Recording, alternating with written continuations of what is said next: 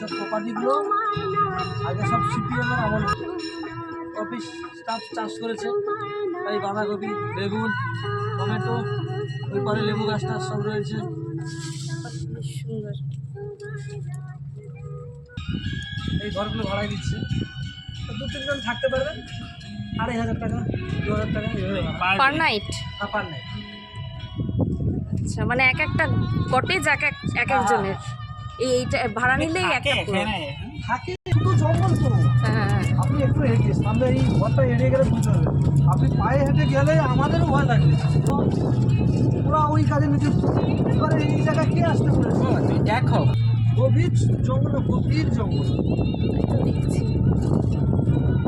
ভালো ঠান্ডা হাওয়া আছে। জলটা আছে না,